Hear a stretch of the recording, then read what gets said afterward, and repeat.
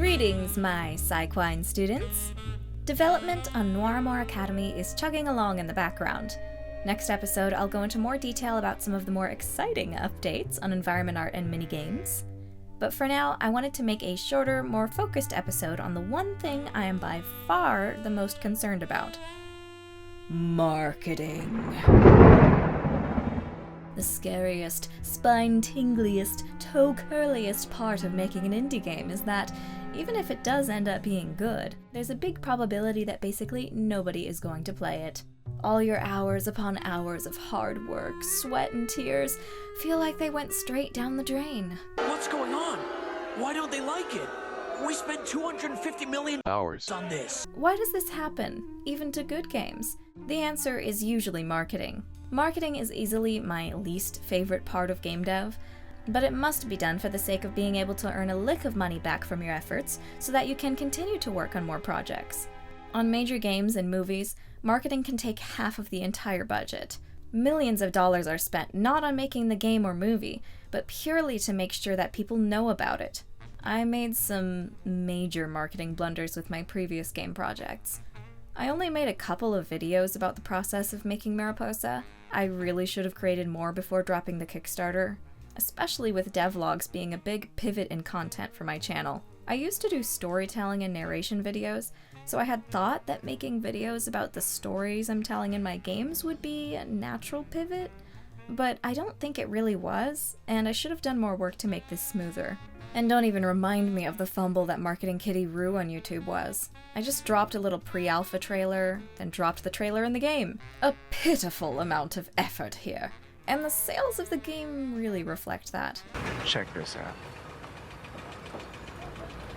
Oh my god, I'm sorry. Pretty serious.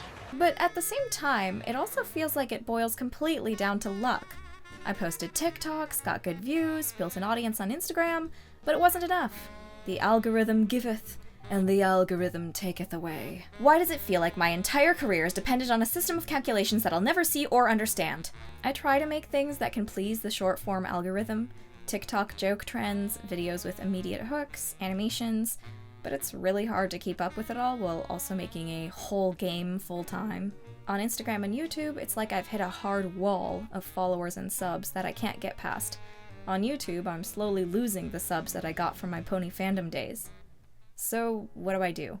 Spend more time making social media content? That would likely work, but then I have to take time away from the game itself. Ultimately, I have to keep in mind that this stuff is so important to my game's success that perhaps I should consider it part of the dev process, even if it doesn't feel like it. Quit messing around! I'm not messing around, I'm doing important stuff. I also used what little money I had to pay for some ads on Reddit, Insta, YouTube. For Noiramore specifically, the YouTube ones did surprisingly well, racking up more views on the Kickstarter trailer than it would have gotten organically due to my declining channel. So we just have to watch this? Well, On another note, about video game content creators. Sometimes it feels like the only way to boost your game's success is through the top 1% of content creators playing it. The most exhausting part of marketing Mariposa, Kitty Roo, and Noiramore's Kickstarter was through contacting content creators. Key distribution sites like Larkit made things much easier, but a lot of creators I wanted to target weren't on those platforms, so I had to email them myself or try and get in contact through DMs. This was a lot of work. I made a huge list of hundreds of creators I thought might possibly be interested.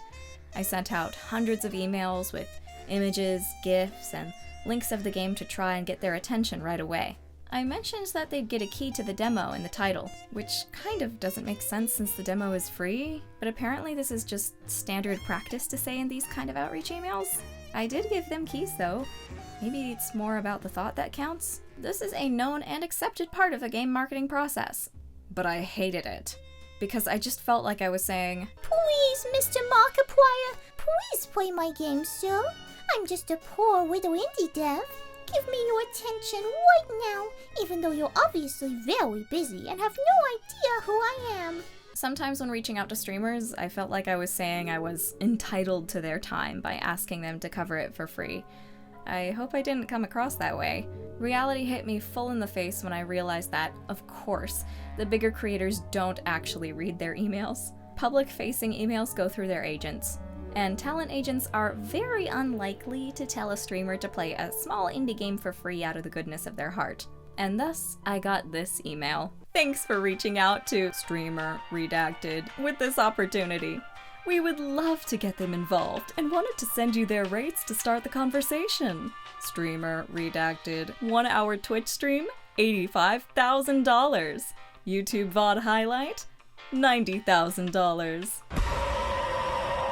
Needless to say, that is 2 times the amount of money our Kickstarter was asking for.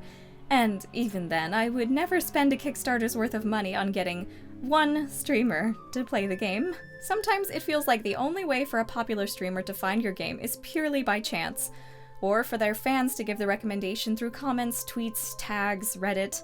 But I wonder if it's kind of bad form for me as the dev to ask this stuff publicly? Though, for some occasions, I did, especially if the streamer was specifically asking for recommendations. The truth was, especially as the Noiramore Kickstarter campaign chugged along and wasn't gaining steam, I was getting really desperate. Good gosh, there's gotta be a better way to do this. In a move that I'm unsure was the right call, but felt like my only other option at the time, I even ended up DMing my followers directly and telling them about the demo and Kickstarter for Noiramore. I told hundreds of them about it, sitting there for a while and copy-pasting my messages directly into their inboxes. Part of my reasoning was that, once again, I felt like I was fighting the algorithm, and that the only way to have my followers actually see my content was to update them directly. I really hoped I wasn't being annoying, but thankfully I got a very positive reception to this method. Quite a few of my followers hadn't even been informed about the Kickstarter despite my numerous posts about it, which confirmed my fear about the state of the algorithm. Was this a bit much? Let me know what you think. Maybe I need to go old school and start a mailing list at this point. In any case, the Kickstarter campaign was a success. Once again, a big thank you to everyone for supporting it. Even if I'd somehow, by miracle, been the perfect marketing genius, I would never have gotten this win without the support of everyone who contributed or even just left a like on my videos. I'd also like to give a special thanks to those creators who made content about our demo and encouraged people to check out the Kickstarter. You guys are awesome, and I enjoyed watching you give it a shot. This whole thing has changed my life for the better, and I'm excited to make something you'll all love. I hope that by improving my marketing skills, I'll be able to make sure it gets a profit when it launches, so that even more games can get funded. I will say though, with the current budget, most of it is going towards paying my team and voice actors. I don't really have enough for marketing. As such, I've been reaching out to many different publishers to try and partner with for more funding. Unfortunately, I haven't found success in this venture thus far. Some said they weren't looking for this kind of game right now, while others just don't give funding. Sorry about your finances. Ideally, it'd be nice to make this game completely on our own, but I worry that without a publisher, I'd make the same mistakes I did with my previous games, and no profit will be made. So, I'm going to keep looking for more funding routes to help us out. I'll let you know how it goes. You might have noticed that I sound the most frustrated and tired that I've been in these videos, and that's because I am. Marketing indie games sucks. It just does. It's the one thing I hate to do in this biz. I'm gonna go to sleep. See you in the next video. If you want to support Noiramore Academy, check out our Patreon or shoot us a late pledge on Kickstarter. Bye!